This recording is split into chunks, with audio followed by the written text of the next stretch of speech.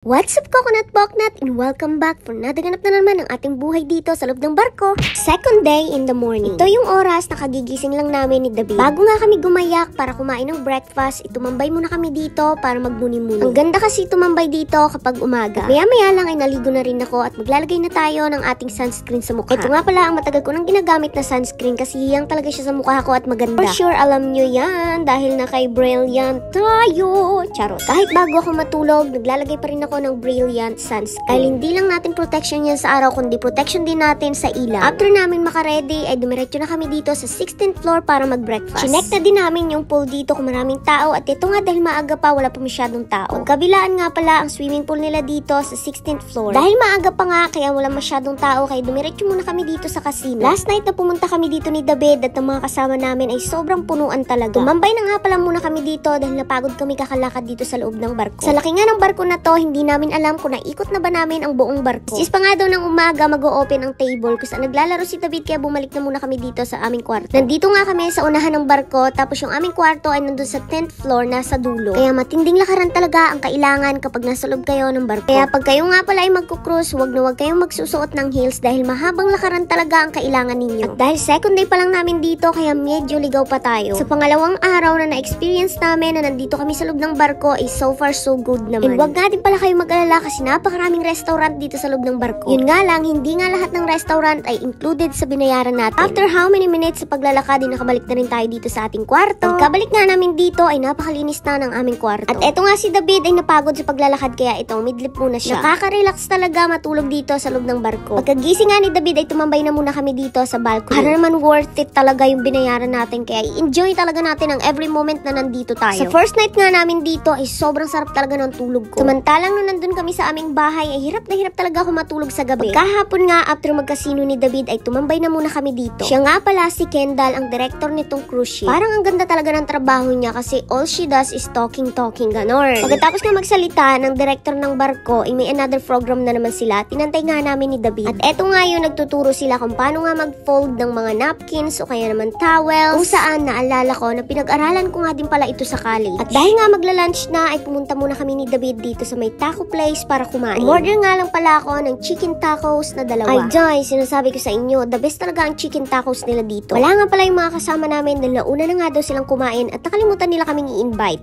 Eh di wow, diba?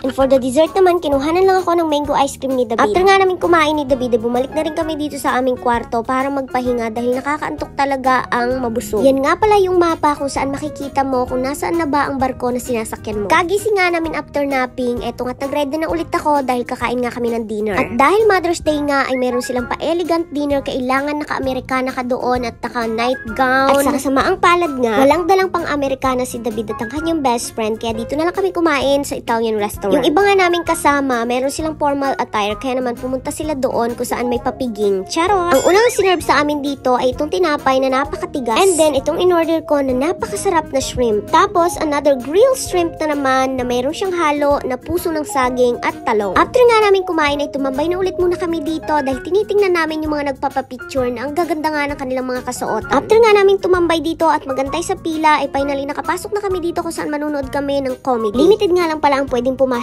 dito. Kumbaga para lang siyang comedy bar. Bali 15 minutes nga lang pala ang itinagal namin dito sa loob. Ito nga lang pala ang nakuhanan ko dito dahil hindi nga allowed na mag-video once na lumabas na yung komedyante. After nga namin dito, nag-crave nga ang lahat ng ice cream kaya pupunta tayo sa 8th floor. Meron nga silang pagganap dito pero hindi na nga kami nanood dahil kukuha nga kami ng ice cream sa 8th floor. Arjay, sinasabi ko talaga sa inyo na hindi kayo mabuboring kapag nasa loob kayo ng isang malaking barko. Bukod nga sa napakaraming pagkain is napakarami din pwedeng gawin ninyo. Dahil kayo na lang talaga ang susuko dahil napakadaming lakaran ang magaganap. Dalhin nyo na talaga ang pinaka-komportabling sapatos at tsinelas na meron kayo. Dito nga makikita ninyo kung anong restaurant ang pwede nyo kainan na included sa inyong ticket. Or pwede nyo rin tingnan yan sa app dahil meron din silang app kung saan makikita mo ang lahat-lahat ng kaganapan dito sa loob ng barko. At nandito na nga kami sa 8th floor kung saan ang ice cream. Unlimited nga pala ang ice cream dito hanggang 12 ng umaga. After nga namin kumain ng ice cream, naglaro nga itong dalawang mag-best friend. And guess what? Ngayon ko lang talaga to nalaman na 41 years na nga pala silang magkaibigan. Kaya pala everyday yan sila nag-uusap by video calling. Dinaig pa nila ang naka long distance relationship kinimirot.